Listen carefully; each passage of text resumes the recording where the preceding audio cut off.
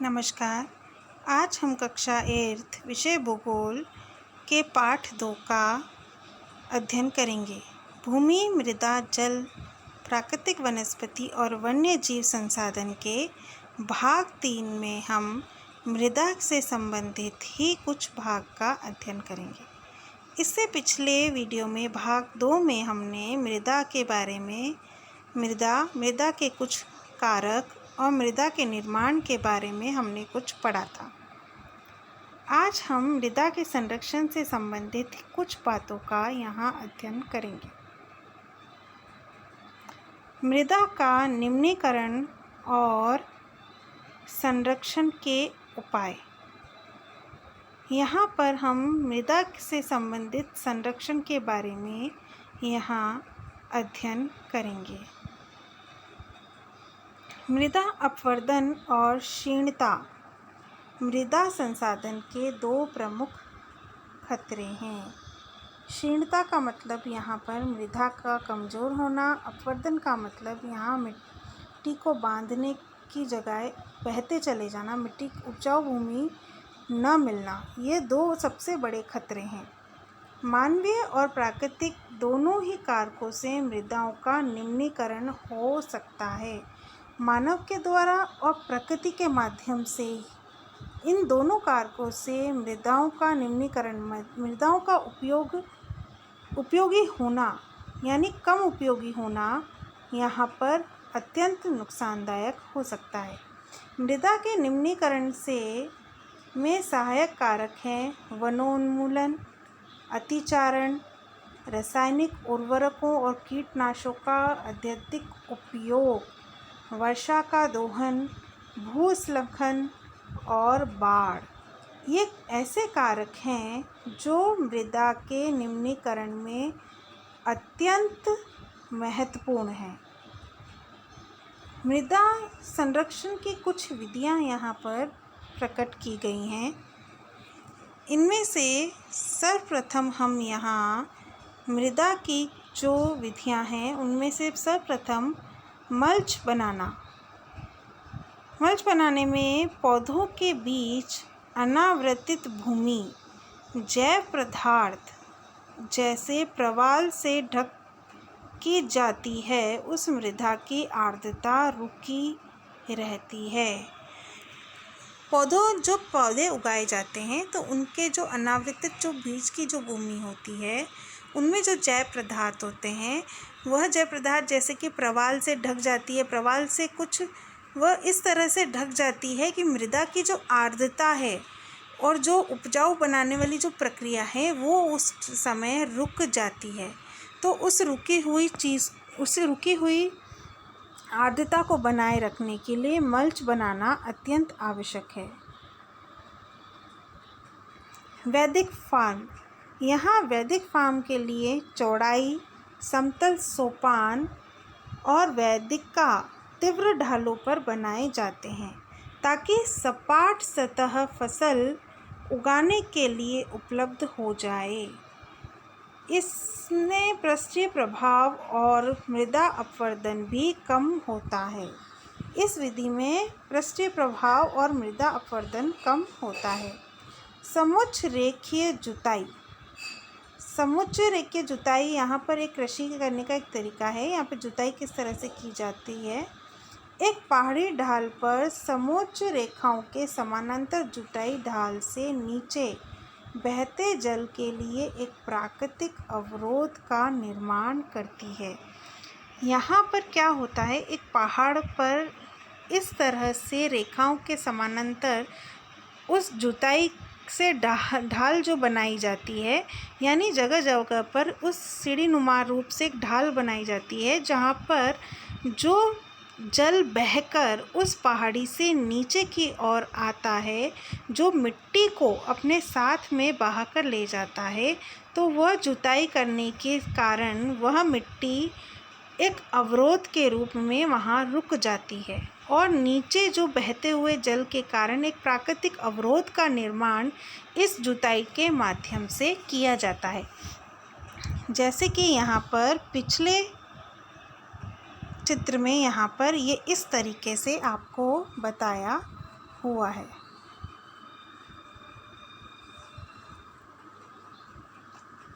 रक्षक मेखलाएं। तटीय प्रदेशों और सूक्ष्म प्रदेशों में वन गति रोकने के लिए अत्यधिक पवन गति जो रोकने के लिए वृक्ष कतार में लगाए जाते हैं। देखिए यहाँ पर चित्र में आपको प्रदर्शित हो रहा है, कतार में लगाए हुए हैं ताकि मृदा आवरण को बचाया जा सके। यहाँ पर मृदा जो उड़कर, उपजाऊ मृदा है वो उड़कर पवन के साथ उस जगह से दूसरी जगह न चली जाए, इसलिए यहाँ पर इन वृक्षों को कतार में लगाकर पवन की एक वेग को रोक दिया जाता है। समुच्च रेखीय रोधिका। समुच्च रेखीय रोधिकाएं बनाने के लिए पत्थरों, घास, मृदा का उपयोग किया जाता है। रोधिकाओं के सामने जल एकत्र करने के लिए खाइयाँ बनाई जाती हैं। यहाँ पर इन मृदाओं का उपयोग किया जाता है और वहाँ पर एक जल एकत्रित कर खाइयाँ बनाई दी जाती है, जिससे मिट्टी और वह वहीं पर ही रुक जाए। देखिए यहाँ पर एक क्रियाकलाप है, एक मृदा के अपवर्तन यानी मिट्टी के अपवर्तन को रोकने के लिए यहाँ पर एक प्रयोग करके बताया गया है। इस प्रयोग को आप अपने घर पर ज़रूर करें और कर ज़रूर देखें कि हम मृदा के अपवर्तन को किस तरह से रोक सकते हैं। देखिए चित्र में आपको यहाँ पर प्रदर्शित किए गए हैं 2 ट्रे। इसी तरह पहले हम यहाँ पर पढ़ेंगे। एक ही आकार के अ और ब 2 ट्रे लीजिए। इन ट्रे के अंत में 6 छेद बनाइए। यहाँ पर आपको ट्रे के निचले भाग में 6 छेद बनाने हैं और वो छेद इस तरीके से बनाने हैं कि ज़्यादा ना बड़े हों, ना ज़्यादा मोटे हों, और इन्हें बराबर मात्रा में मृदा से भरिए। दोनों ट्रे में समान मात्रा में आपको मृदा को भरना है। अ की ट्रे की मृदा को आप खाली छोड़ दीजिए, जबकि ब की ट्रे में आपको गेहूं या चावल के दाने डालने हैं और कुछ दिन ही बाद आप देखेंगे कि वह गेहूं और चावल के दाने डालने के बाद वह एक अंकुरित होकर वो फूट जाते हैं। बाद में ब के ट्रे में दाने उगकर कुछ ऊंचे हो जाते हैं। आप पानी डालेंगे तो वह दाने उग आएंगे और कुछ ऊंचे हो जाएंगे। अब दोनों ट्रे को ऐसे रखिए कि वे एक ढाल पर हों। आपको अब दोनों ट्रे को इस तरह से रखना है कि वो एक ढाल पर हो, जैसे चित्र में दिखाया गया है। ये दोनों ट्रे एक ही ढाल पर रखी हुई हैं। दोनों ट्रे में बराबर ऊंचाई से एक और से मग से जल डालिए। देखिए यहाँ पर दोनों की जो मग में जल डालने की ऊंचाई है वह भी समान है। आपने ट्रे को भी देखा होगा, वह समान तरीके से समान ढाल पर रखे गए हैं।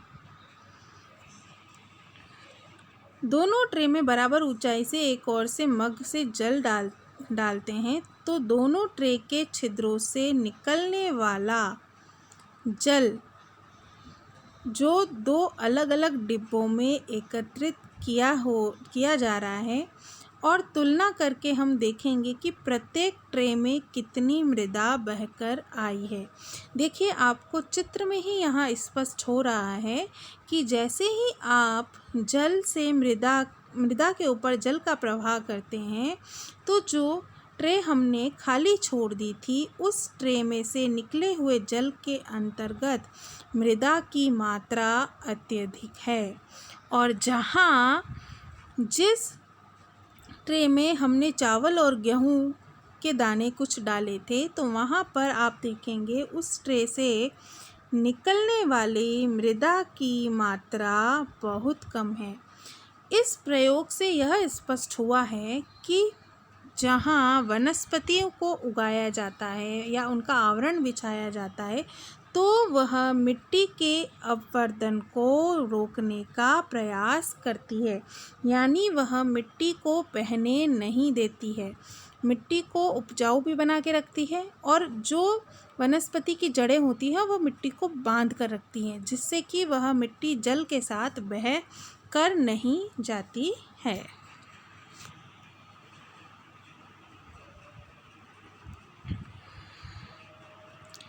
यहाँ पर एक दूसरी विधि भी बताई गई है, चट्टान बांध।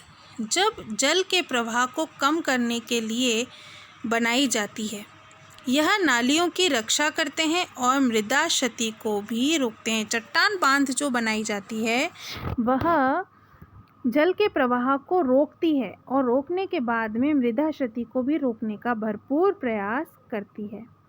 बीज की फसल उगाना। वर्षा दोहन से मृदा को सुरक्षित रखने के लिए अलग अलग समय पर भिन्न भिन्न फसलें एकांतर कतार में उगाई जाती है।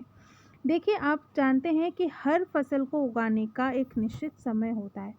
उन निश्चित समयों पर जब उन फसलों को उगाया जाता है तो उन फसलों के बीच में कुछ इस प्रकार की फसलें कतार के रूप में उगाई जाती हैं, जो कि मृदा को सुरक्षित रखने के लिए की जाती है। अब जब फसल उगाई जाती है तो वर्षा होती है, तो वर्षा के दोहन के कारण वो मृदा बहकर नहीं जाए, तो उनके लिए फसल को एक कतार में लगाया जाता है ताकि वह मिट्टी को बांध कर रखे। यहाँ कुछ गृहकार्य के प्रश्न दिए हैं जिसे आप अपने कॉपी में नोट डाउन करें। पहला है, निम्नलिखित में से कौन सी विधि तीव्र ढालों को मृदा अपवर्तन को रोकने के लिए सर्वाधिक उपयुक्त है। आपको यहाँ पर इन तीनों विधियों में से, मैंने आपको यहाँ पर काफ़ी विधियाँ पढ़ाई, आपको यहाँ पर इन तीनों विधियों का अध्ययन करते हुए बताना है कि कौन सी विधि तीव्र ढालों पर, जहाँ ढाल होती है उन ढालों पर मृदा अपवर्तन को रोकने का सबसे उपयुक्त प्रयास है। मृदा का निम्नीकरण और संरक्षण के लिए आपको यहाँ पर 2 उपाय बताने हैं कि निम्नीकरण और संरक्षण हम किस उपायों द्वारा हम कर सकते हैं। देखिए, ढालों की बात हुई थी तो मैंने आपको यहाँ पर ढालों के बारे में बताया था। देखिए, यहाँ पर वेदिका फर्म, चौड़े समतल सोपान और वेदिका तीव्र ढालों पर बनाए जाते हैं। तो यहाँ पर आपके प्रश्न का जो उत्तर है वह उत्तर है वेदिका कृषि। वेदिका कृषि के अंतर्गत हम यहाँ पर तीव्र ढालों पर मृदा अपवर्तन को रोक सकते हैं। और इन्हीं दूसरे प्रश्न में निम्नीकरण एवं संरक्षण के 2 उपाय हमें जो बताने हैं, वो भी उपाय इन्हीं के से आधारित हैं। ये उपाय आपको मैंने यहाँ पर पढ़ाए हैं। जितने भी उपाय मैंने आपको पढ़ाए, कुछ विधियाँ पढ़ाई हैं जो उन विधियों के अंतर्गत आप इनमें से जो 2 विधियाँ आप बता सकते हैं। आशा करती हूँ कि आप ये प्रश्न अपनी नोटबुक में नोट डाउन ज़रूर करेंगे। आपने यह वीडियो पढ़ा, समझा, उसके लिए बहुत बहुत धन्यवाद।